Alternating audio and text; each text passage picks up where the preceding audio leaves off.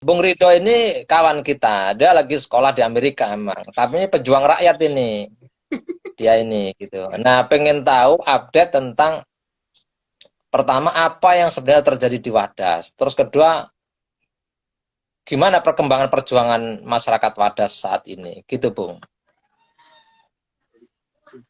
Gini, kalau awal mula perjuangan warga Wadas kan dimulai waktu 2013 yang lalu bahwa akan dibangun sebuah bendungan di lokasi benar itu kan.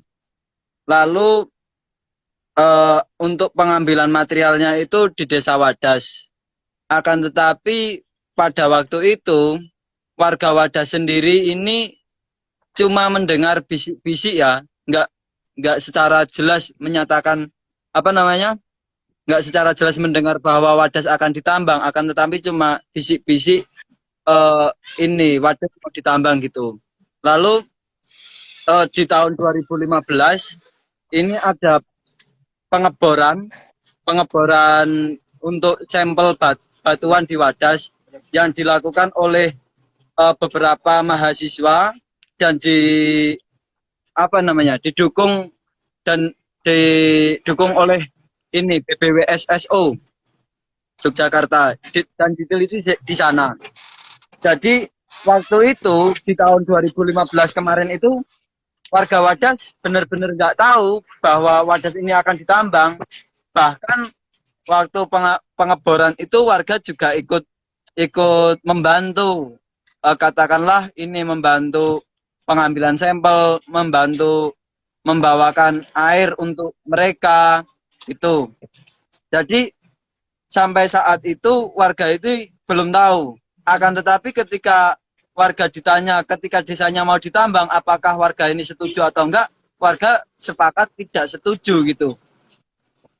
Lalu di tahun 2017 di tahun 2017 ini kan AMDAL, kalau nggak salah AMDAL ini sudah jadi ya, dan cuma ada beberapa warga yang diundang, dan ini sudah AMDAL sudah jadi, warga baru diundang, bukan bukan ini warga diundang untuk membuat AMDAL, tapi AMDALnya sudah jadi terlebih dahulu.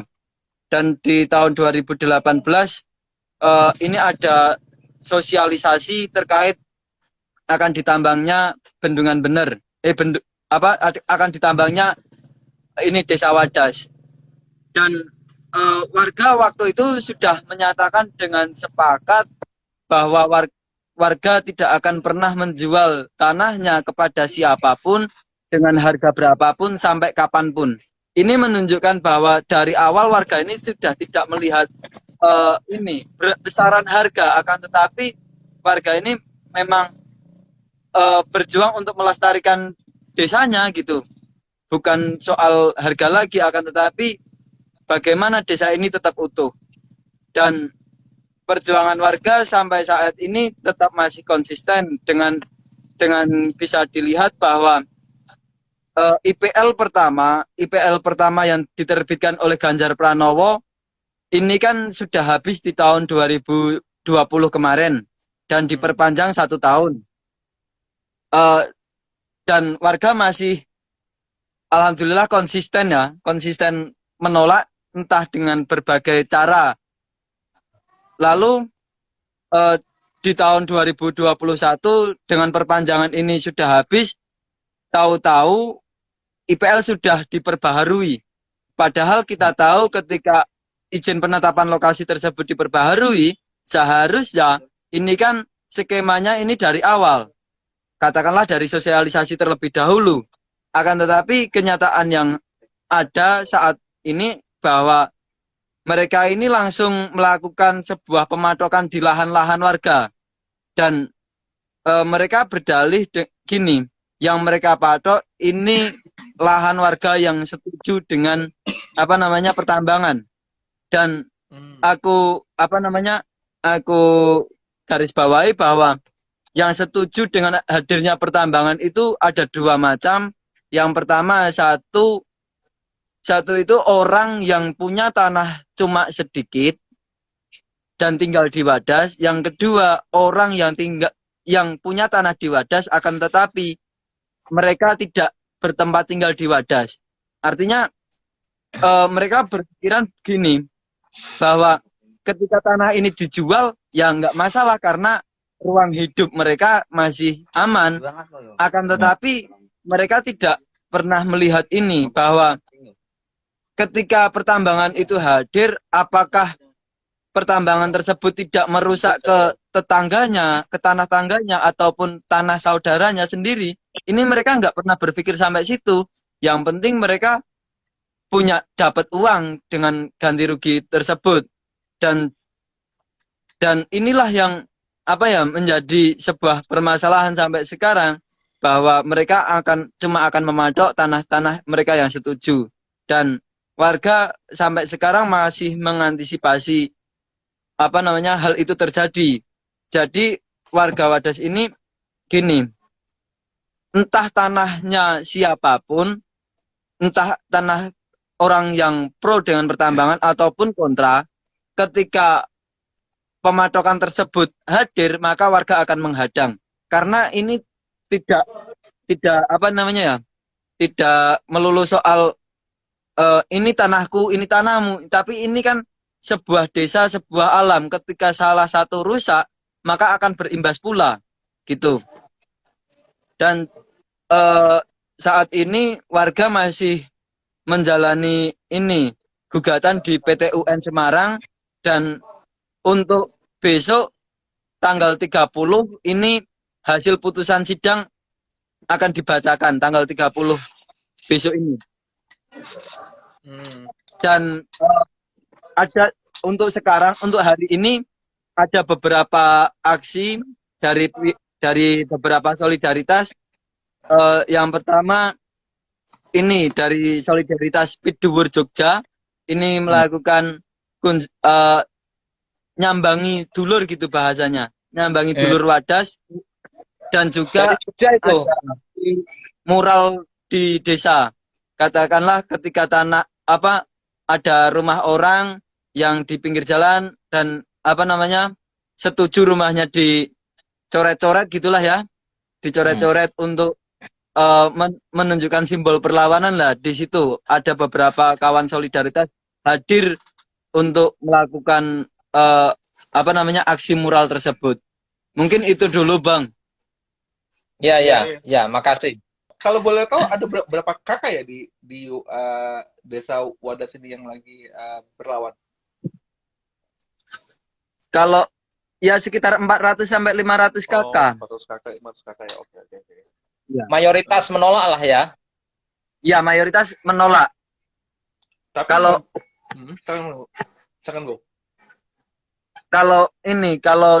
Kalau pada kenyataannya mayoritas menolak, tapi perspektif pemerintah berbeda lagi.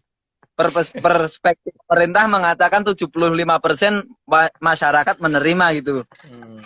Jadi beberapa media mengatakan kayak gitu, bahwa warga Wadas yang menolak cuma 25%, dan itu pun penolakan tersebut bukan lahir karena dirinya, tapi karena pengaruh dari beberapa kawan solidaritas gitu. Padahal hal tersebut nggak benar, karena sebelum solidaritas itu datang, sebelum bantuan hukum ataupun walhi ini datang, warga ini sudah menyatakan menolak gitu. Ya. Itu, Pak. Bung, bisa nggak ditambahin sedikit? Apa sih kaitannya itu pembangunan bendungan ini dengan bandara di Kulon Progo? Gini, sepemahamanku kaitannya bendungan dengan bandara Kulon Progo ini kan satu, yang namanya infrastruktur tentu membutuhkan banyak suplai air, karena kita tahu bahwa kehidupan ini kan nggak bisa hidup ketika tanpa hadirnya air gitu. Jadi air ini kan memang suatu hal yang penting, dan dengan adanya bandara ini membutuhkan suplai air banyak, dan dibangunlah bendungan yang ada di Bener itu. Dan mengapa yang dipilih benar? Mungkin karena tempatnya itu yang dekat dengan Jogja dan juga tergolong tinggi gitu. Karena Bendungan Bener ini juga termasuk bendungan yang tertinggi di Indonesia, nomor 2 di Asia Tenggara kalau nggak salah. Jadi eh, rezim Jokowi ini seolah-olah ini mengikuti lomba tinggi-tinggian bendungan gitu. Ada di beberapa negara yang tinggi, Jokowi nggak terima, bersaing dengan tinggi-tinggi apa namanya bendungan, adu gitulah lebih tepatnya ya. Nah terus eh, bendungan itu mau dibangun membutuhkan material batuan yang banyak, dan di Wadas ini memang ada apa namanya ya, batuan memang bisa dibilang besar gitu ya. Karena apa? Karena di Wadas sendiri ini kan eh, lapis tanah sekitar 10 sampai 20 meter itu cuma tanah, setelah itu batuan. Jadi sepemahamanku yang mau ditambang itu sekitar 70 sampai 75 meter ke bawah. Yang tadinya ini pegunungan, nanti ketika ditambang ya mungkin menjadi kubangan itu ya. Itu. Wah, Jadi memang Iya. batuannya besar. Ya, ya. Itu besar kemungkinan akan rusak itu ruang hidup Iya. masyarakat di sana. Cuman kalau Iya. boleh tahu sebenarnya dengan yang dilakukan oleh apa ya rezim sendiri ya, khususnya dari pihak para pendukung aktivitas penambangan dan juga apa perusakan lahan di sana, kira-kira dari teman-teman sendiri dari kalangan jaringan yang tengah bersolidaritas dengan apa masyarakat di Wadas, respon seperti apa yang dilakukan untuk bisa memastikan bahwa strategi apa divide et imperasi yang dilakukan oleh para pendukung ini nih bisa ditahan gitu. Iya, warga kan sedang dipecah belah itu, Bung. Jadi pemerintah itu atau modal seringkali itu strateginya akan memecah belah warga. Biar kadang-kadang juga seolah ini kan dinamika demokratis kayak gitu-gitu loh. Nah, untuk melawan strategi pecah belah dari pemerintah maupun dari pengusaha itu apa yang dilakukan oleh warga? Ya, yang jelas kita ini satu perspektif dulu ya. Jadi dari berbagai macam apa namanya karakter warga kita perspektifkan dulu bahwa tujuan perjuangan itu bukan soal apa namanya ganti rugi dan lain-lain, akan tetapi keutuhan desa satu itu.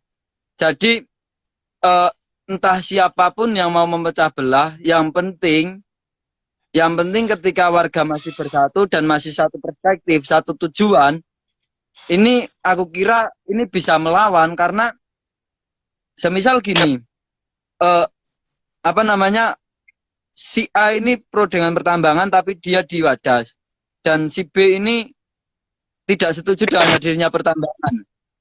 Aku pikir ini apa namanya ya, untuk melawan hal tersebut ya, karena kita sama-sama hidup di desa, ya bagaimana kita menyelamatkan kehidupan kita sampai seterusnya gitu. Ya jelas ketika alam tersebut memang rusak, apakah diri kita nggak ikut rusak juga gitu. Itu yang aku pahami di situ. Untuk melawannya ya jelas kita butuh persatuan yang memang benar-benar solid gitu. Ya, setahu saya memang mayoritas menolak. Bahkan konsolidasi dengan berbagai macam jaringan sudah dilakukan. Tapi memang polanya selalu sama begitu toh Bung Rido. Ya, Di ya, ya. mana-mana Iya. gitu. Kemarin sebelum PPKM ini saya ke Wawon nih, satu pulau yang masuk konsesi tambang nikel gitu. Orang-orang nggak tahu tiba-tiba kebunnya masuk nikel gitu aja. Memang ada satu dua yang jual gitu, Bung. Nah, tapi Ya. kalau satu dua ada yang menjual, ya ada intimidasi, ada berbagai macam pendekatan dilakukan. Terus nanti seenggaknya satu kampung, satu pulau bisa rusak gitu. Nah, itu kan juga sama dengan di Wadas. Sama juga di Sangihe. Makasih ya, Bung. Makasih Sehat banyak selalu. Gus Aziz, Bung Aziz. Sampai ketemu lagi kita dalam kesempatan yang lain ya Bung ya. Siap.